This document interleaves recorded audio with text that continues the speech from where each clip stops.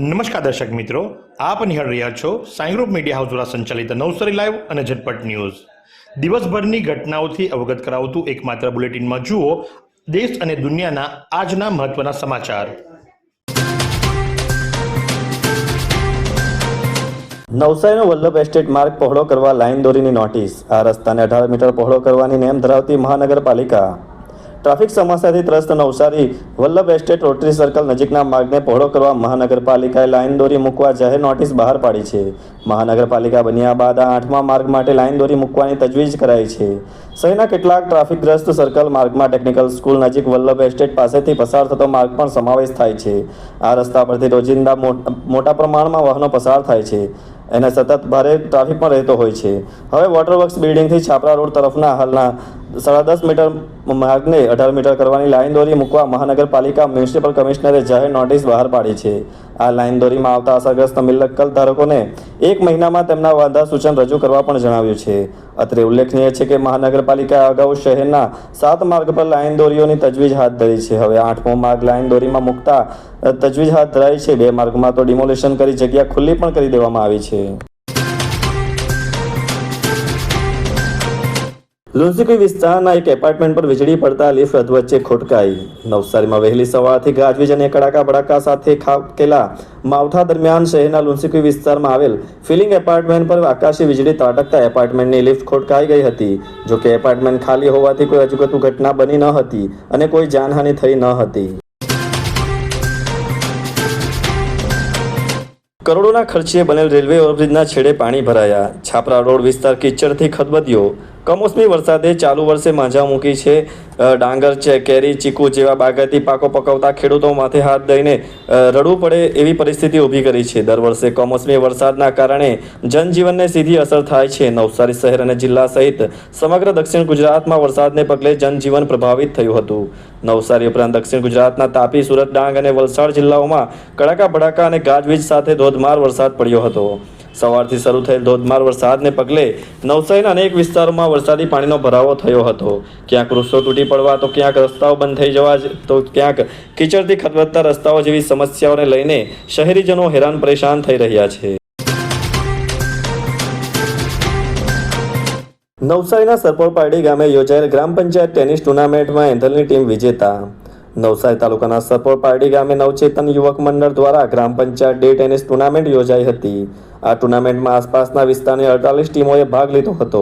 ટુર્નામેન્ટના અંતભાગમાં semifinal match એક અબ્રામા અને બોરિયાજ, જેમાં બોરિયાજ ટીમ વિજેતા બની હતી અને બીજી સેમીફાઇનલ મેચ એંધલ અને વસરની ટીમો વચ્ચે યોજાઈ હતી, જેમાં એંધલ વિજેતા બની હતી. એ મેચમાં પાર્થ પટેલે સારા એવા રન માર્યા હતા. અંતે એંધલ અને બોરિયાજની ટીમ વચ્ચે ફાઇનલ મેચ યોજાઈ હતી, જેમાં રસાકસી ભરી મેચમાં એંધલની ટીમ વિજેતા બની ટ્રોફી કબજે કરી હતી. ટુર્નામેન્ટમાં batsman Shiv Patel 48 run, best bowler Savan Patel, man of the match Ankur Endhal અને man of the series Shiv Patel બન્યા હતા.